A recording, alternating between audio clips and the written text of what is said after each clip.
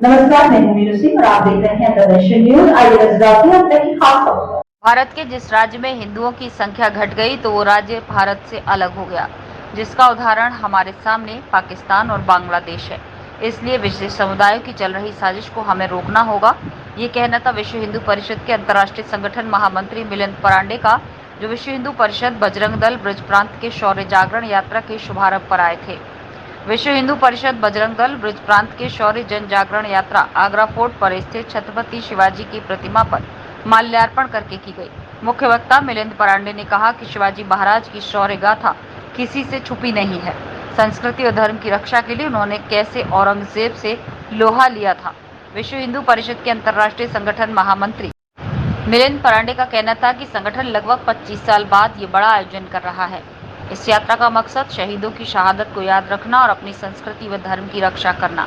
ये यात्रा 5 से 14 अक्टूबर तक चलेगी। कार्यकर्ताओं को संबोधित करते हुए मिलिंद परांडे ने कहा कि आज इस साजिश और सुनियोजित रणनीति के तहत विशेष समुदाय हिंदू लड़कियों को अपने जाल में फंसा रहे हैं, उन्हें लव जिहाद का शिकार बना रहे हैं। बजरंग दल बहुत पुराना संगठन है, जिसका मकसद धर्मांतरण और लव जिहाद के प्रति हिंदुओं को जागरूक करना और इस लड़ाई को लड़ रहा है। मिलिंद परांडे ने कहा कि हिंदुओं की आस्था का केंद्र भगवान श्री राम के घर की लड़ाई को बरसों बाद हिंदुओं ने जीत लिया। अगले साल भगवान राम अपने घर में पहुंच जाएंगे। इसके बाद कृष्ण जन्मभूमि के लिए लड़ाई शुरू होगी। राम मंदिर की तरह कृष्ण जन्मभूमि के मुकदमे को हिंदू जीतेंगे और भगवान श्री कृष्ण भी अपने घर वापस लौटेंगे। जामा मस्जिद को लेकर चल रहे विवाद पर उनका कहना था कि समय आने पर उसका जवाब भी आसानी से मिल जाएगा।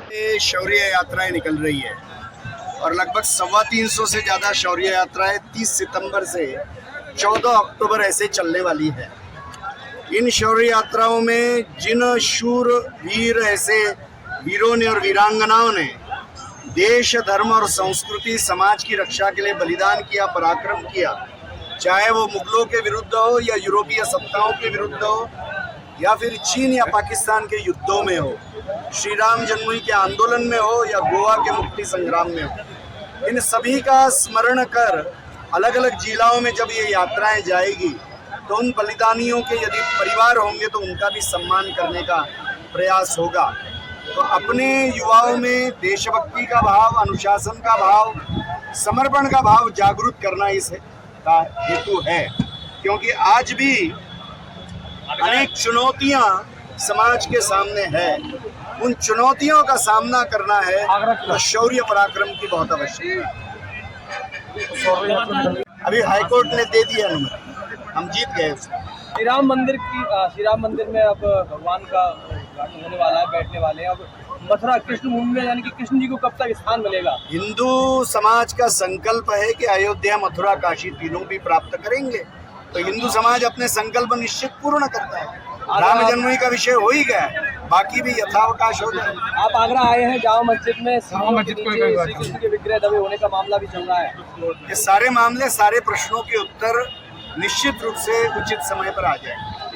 धन्यवाद। देश और दुनिया की तमाम छोटी बड़ी खबरों के साथ जुड़े रहने के लिए देखते रहिए द नेशन न्यूज।